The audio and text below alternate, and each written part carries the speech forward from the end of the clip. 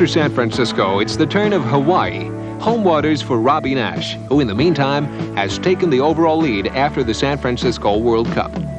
Moreover, for the first time in San Francisco, women started in a separate category. And in Hawaii, they will demonstrate that they have more than earned a place in the WSMA World Cup.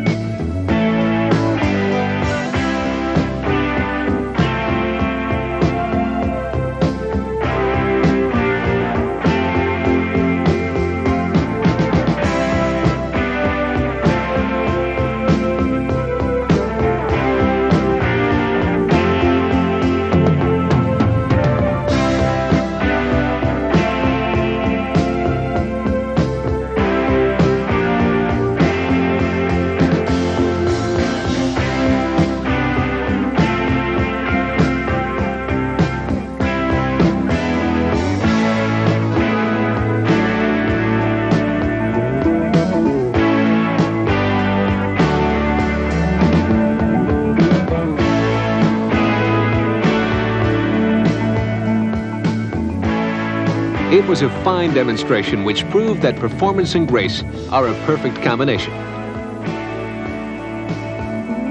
The World Cup in Hawaii also enabled it justifiably to be catapulted to the status of the Mecca of windsurfing. Almost nowhere else in the world could you ever find such an ideal combination of wind and waves.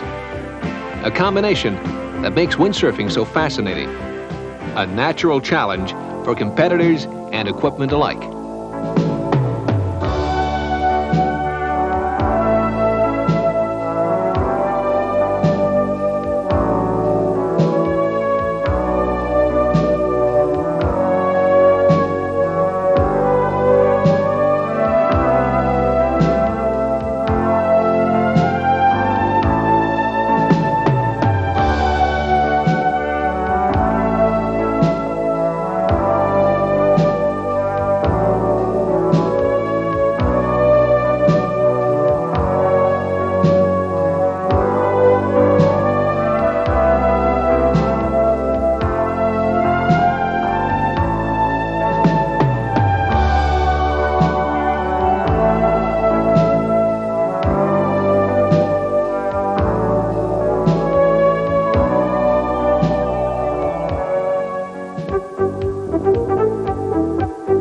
In September, after the WSMA had prolonged its World Cup circuit in the West German Sylt, the board sailing pool then put up its tents on the promenade of the Dutch seaside resort Scheveningen. Here, the Dutchman Stefan van den Berg prepares himself for the start of the first race. In Los Angeles, he won the Olympic gold medal, but now he has definitely said goodbye to his amateur status and has joined the ranks of the professionals in order to test his skills against artists such as Robbie Nash, who in the meantime has already built up a comfortable lead in this year's ranking list. In the pits, which the teams have made room for on the promenade, the participants are busy with preparations for this penultimate World Cup regatta. Every manufacturer affiliated with the WSMA has the right to enter one team in the World Cup. The costs of a top team could very easily be called steep and comprise not only salaries, premiums, and travel expenses for the surfers, but also material costs, which for a great part come from manufacturers' research budgets. Because the Windsurfing World Cup, just as in Formula One car racing, contributes much to the development of ordinary sailboards and surfing sails for the consumer.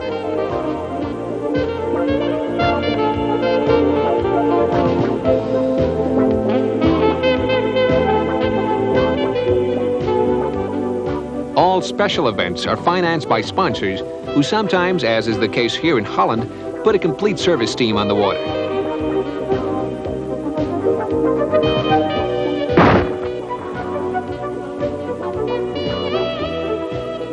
The start of the course racing, which took place in Scheveningen under constantly differing conditions.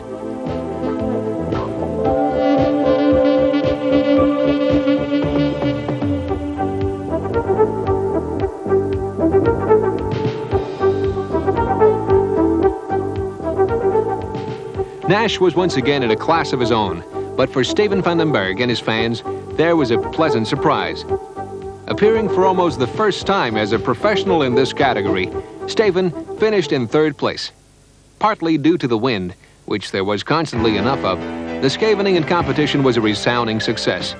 Indeed, equaling the success of the previous year, the Windsurfing World Cup attracted more than 200,000 spectators and therefore was one of the biggest sporting events ever to be held in Holland.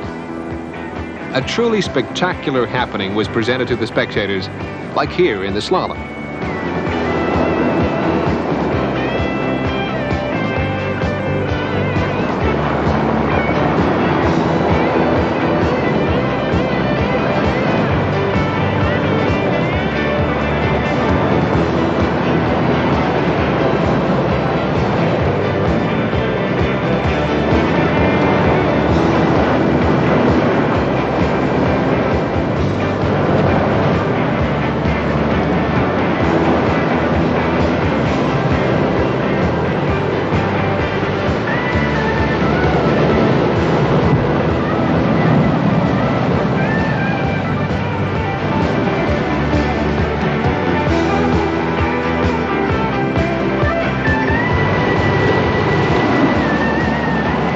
Once more, Nash won the event with panache, but there was also enormous admiration for Steven van den Berg, who, despite the fact that he was swept off his board by the enormous waves, succeeded in reaching the finals.